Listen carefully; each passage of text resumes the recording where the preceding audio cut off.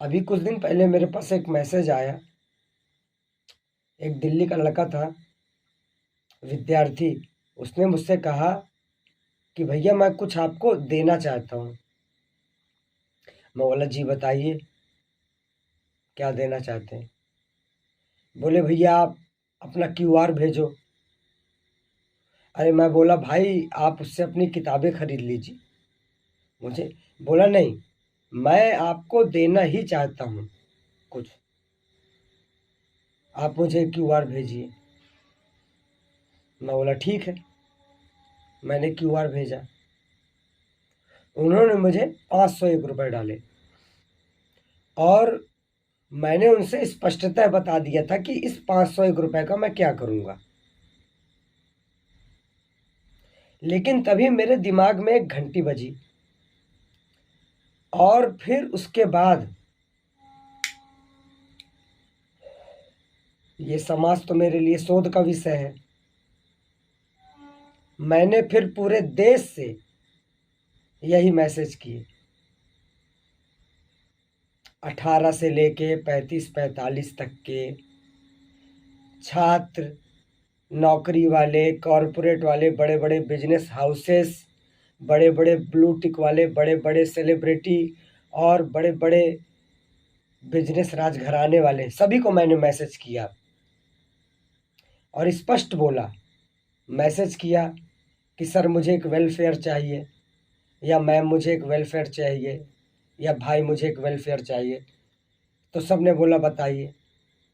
तो जब मैं 18 से 25-30 तक के बच्चों से मैसेज में बोलता था कि मुझे एक वेलफेयर चाहिए, तो वो मुझसे पूछते थे कि क्या हो गया भैया, किस लिए चाहिए। जाहिर सी बात है। तो मैं बता देता था कि मुझे घास फूस के लिए चाहिए, स्मोकिंग के लिए चाहिए। कभी किसी ने मुझे सलाह नहीं दी। और कम से कम 70 से 80 हज़ार रुपये, 100, 200, 500 करके मेरे पास आ चुका है। ये रईसी और अमीरी में मैं फ़र्क बता रहा हूँ। जितने रईस थे सब ने दिया बिना कुछ पूछे कि भैया आपको क्या करना है। लेकिन जब वही मैंने ब्लूटिक वालों से, बड़े बड़े बिजनेसमैन और बड़े बड़े योगा क्लास चलाने वाले, बड़े बड़े इंटेलेक्चुअल जो देश के बड़े जिम्मेदार नागरिक हैं, उनसे मैंने बोला कि मुझे कुछ वेलफेयर चाहिए, तो उन्होंने बोला क्या करोगे। तो जाहिर सी बात है, मैंने सीधे बोला मुझे टोबैको खरीदना है, मैं तो स्मोकिंग ही करता हूँ और तो मेरे कोई खर्चे नहीं हैं। तो वो धर्म में आ गए। कोई तो हिंदू मुसलमान करने लग गया, कोई ब्राह्मण ठाकुर बताने लग गया, कोई बोलने लग गया मेहनत क्यों नहीं करते हो। किसी के जेब से 1 रुपये नहीं निकला।